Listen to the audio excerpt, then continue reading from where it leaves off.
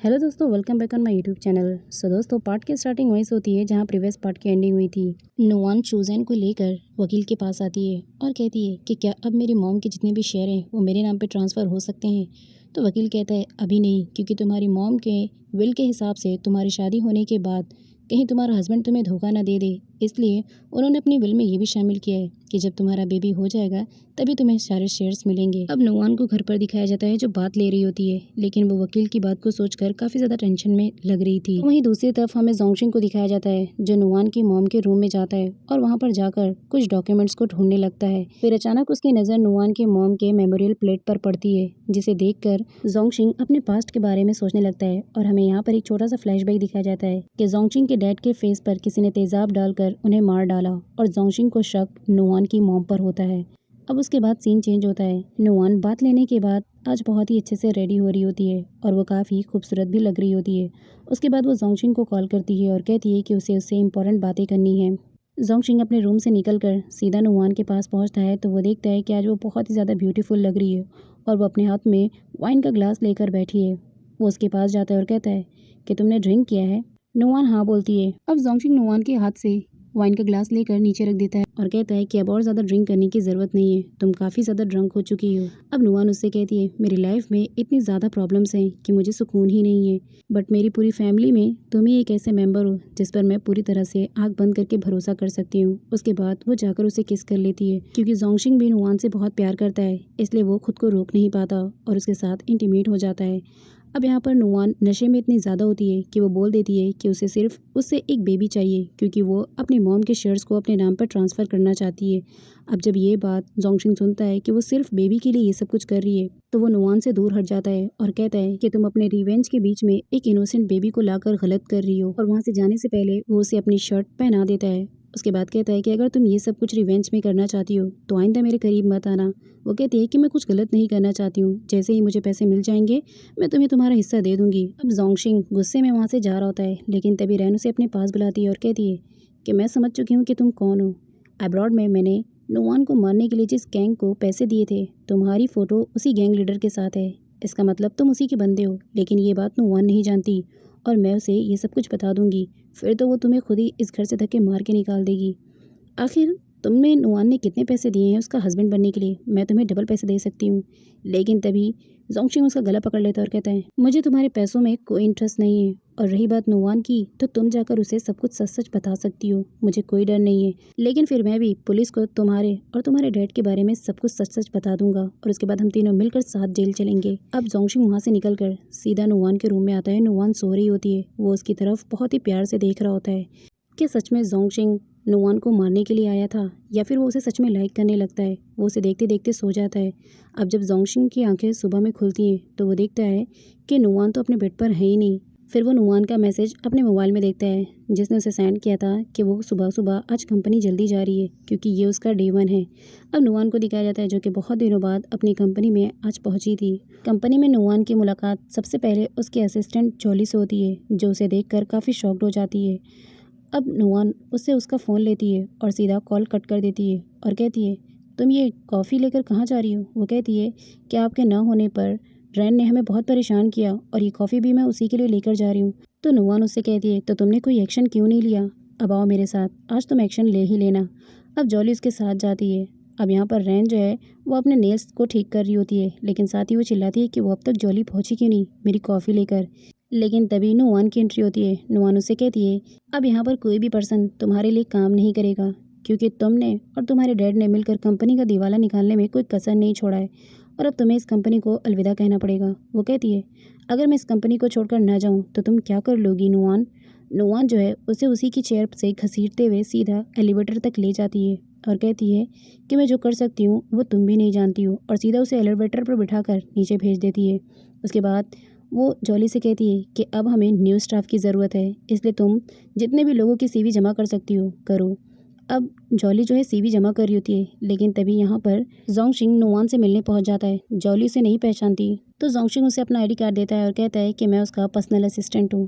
जोंगशिंग एक एक लोगों की सीवी उठाकर देखता है, लेकिन उसमें वो एक चीज़ को बहुत ज़्यादा क्लियर तरीके से देखता है कि इसमें जितने भी लड़कों की सीवीज़ हैं वो सारे बहुत ही मोस्ट हैंडसम बंदे हैं। और उसके बाद वो जॉली से कहता है कि वो इन सारी सीवी के जितने भी पर्सन हैं वो खुद उनका इंटरव्यू कंडक्ट करेगा, इसलिए जॉली अब इन सबसे दूर रहे।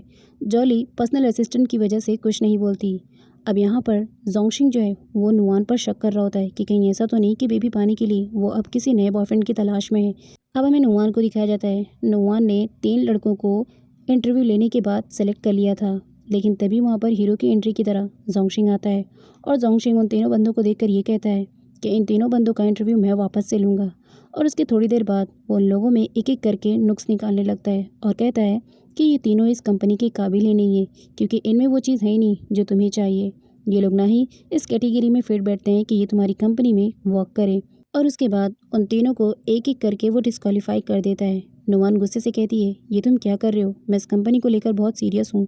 वो कहता है कि मैंने तुम्हारे लिए 3 बंदे लेकर आया हूँ, उन तीनों को तुम रख सकती हो। वो तीनों बंदे काफ़ी एजड थे, लेकिन नुआन को वो बिल्कुल पसंद नहीं थे, इसलिए वो उन लोगों को यहाँ से आते ही भगा देती है। और उसके बाद वो जोंगशिंग से कहती है, तुम्हें क्या लगता है कि मैं लोगों को उनके सेंस से उन्हें नहीं प्रिटेंड कर रही हूँ? मैं सब कुछ देख कर ही उन्हें हायर करती हूँ। नुआन जोंगशिंग से कहती है कि कल रात जो कुछ भी हुआ मुझे सब कुछ याद है, मैं कुछ भूली नहीं हूँ, लेकिन मैं अपनी पर्सनल लाइफ को अपने काम से नहीं छोड़ती हूँ, बल्कि पर्सनल लाइफ मेरे लिए पर्सनल लाइफ होती है। अब जोंगशिंग समझ चुका था कि वो नुआन के बारे में गलत सोच रहा है, इसलिए वो अपनी गलती पर हंसने लगता है। तो वो उसे कहती है, अब तुम यहाँ से जाओ, मुझे काम करना है। लेकिन वो नहीं जाता और वहीं पर खड़ा होता है और जाते जाते उसे एक बंदे की सीवी देकर जाता है और कहता है कि ये रोमियो है, ये बंदा शायद तुम्हारे काम आ जाए। अब वो सीवी देख रही होती है।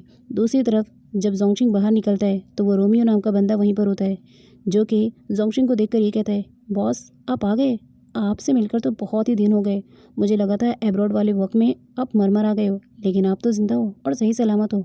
जोंगशिंग रोमियो से कहता है कि हम किसी सिटी हंटर पर नहीं हैं, इसलिए तुम्हें बहुत ही फॉर्मल तरीके से रहना है और डिसिप्लिन में बात करनी है।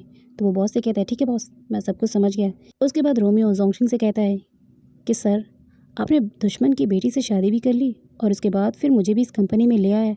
आपके स्किल की तो जवाब देनी पड़ेगी। उसके बाद वो कहता है कि बॉस, आपको वो कॉन्ट्रैक्ट पेपर मिल गए? तो जोंगशिंग कहता है, अभी तक तो मुझे वो कॉन्ट्रैक्ट पेपर नहीं मिले, बट रोमियो से कहता है कि बहुत जल्द मिल जाएंगे।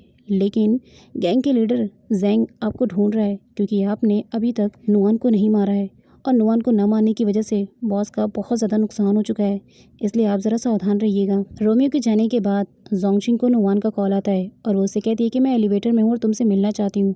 वो कहता है, तुम आ जाओ, मैं फर्स्ट फ्लोर पर ही हूँ।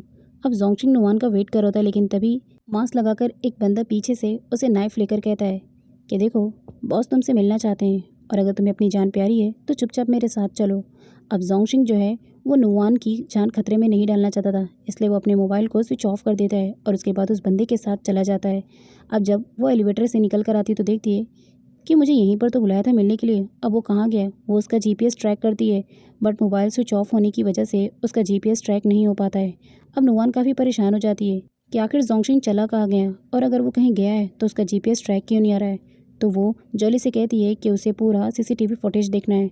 नुआन एक बार दोबारा से जीपीएस को ट्रैक करती है कि शायद अब उसका कुछ पता चल जाए, लेकिन अब भी स्विच ऑफ होने की वजह से उसका कुछ पता नहीं चलता है। दूसरी तरफ हमें जोंगशिंग को दिखाया जाता है, जिसे जैंग ने किडनैप करवा लिया था। जैंग जोंगशिंग को मारते हुए कहता है कि हमें नुआन को मारने के लिए रेन ने हायर किया था और तुमने अब तक उसे मारा नहीं, जिसकी वजह से मुझे अपने पैसे भी नहीं मिले हैं। और फिर जैंग अपने बॉडीगार्ड से कहता है कि अब इस लड़के को मार डालो, क्योंकि ये अब मेरे काम का नहीं है। तो जोंगशिंग उसकी बातें सुनकर कहता है कि तुम जानते हो कि मैं तुम्हारे बहुत काम का हूँ, तो मुझे नहीं मार सकते हो। इतने में गार्ड्स को जो है जोंगशिंग का मोबाइल मिल जाता है, तो वो उससे उसके फिंगर्स से अनलॉक करवा देते हैं। दूसरी तरफ सीसीटीवी फुटेज में नुआन देखकर समझ जाती है कि उसे किसी ने किडनैप कर लिया है। अब जैंग को दिखाया जाता है, जो जोंगशिंग से कहता है कि मैंने तुम्हें इतना बड़ा अंडरग्राउंड फाइटर बनाया और तुमने मेरे ही काम को करने से मना कर दिया, इसलिए तुम अब मेरे किसी काम के नहीं हो। इसको मार डालो और मैं नुआन को मारने का काम खुद कर लूँगा। अब जब वो देखता है कि वो लोग नुआन को मारने के लिए जा रहे हैं, तो वो सीधा अपनी रस्सी किसी तरह छुड़वाता है और दरवाजे को बंद करके कहता है कि कोई भी इस दरवाजे के उस पार नहीं जा सकता, वरना मुझसे बुरा कोई नहीं होगा। अब गैंग लीडर जैंग के कहने पर सारे बॉडीगार्ड जो है जोंगशिंग पर हमला कर देते हैं, लेकिन जोंगशिंग भी कोई कच्चा खिलाड़ी नहीं था, वो उन लोगों से फाइट करता है। दूसरी तरफ अब उसका फ़ोन ऑन हो जाता है, जिससे जीपीएस ट्रैक हो जाता है और नुआन अपने बंदों को लेकर उस जगह पर पहुंच जाती है और वहां जोंगशिंग को ढूंढ रही होती है। दूसरी तरफ अब लास्ट मुकाबला जोंगशिंग का उसके बॉस से था, लेकिन उसका बॉस पीछे से वार करता है और सीधा जोंगशिंग का गला ही दबाने लगता है। जोंगशिंग काफ़ी ज़्यादा मजबूर हो गया था, क्योंकि वो अब कोई भी मूवमेंट नहीं कर पा रहा था और आखिरकार उसने अपना दम तोड़ दिया और वो सीधा ज़मीन पर गिर जाता है। अब जब बॉस ज़ैंग वहाँ से भाग रहा होता है तो वो देखता है कि ज़ोंगचिंग ने अपने हाथ को और उसके पैर को एक ज़ंजीर से कवर अप किया है, जिसकी वजह से वो भाग नहीं पाता। अब इतने में ही वहाँ पर नुआन आ जाती है। नुआन ज़ैंग को पीछे से एक ज़ोर का डंडा मारती है, जिसकी वजह से वो बेहोश हो जाता है और फिर वो ज़ोंगचिंग से कहती है कि ज़ोंगचिंग उठो, तुम्हें कुछ नहीं हो सकता। लेकिन वो कोई भी जब मूवमेंट नहीं करता तो वो उसे अपने मुंह से ऑक्सीजन देती है और उसके बाद जो है उसके चेस्ट पर हाथ रखकर दबाती है कि शायद वो वापस आ जाए। लेकिन उसमें तो कोई भी मूवमेंट नहीं हो रहा था। अब यहाँ पर वो बहुत ज़्यादा डर गई थी कि उसने ज़ोंगचिंग को खो दिया है।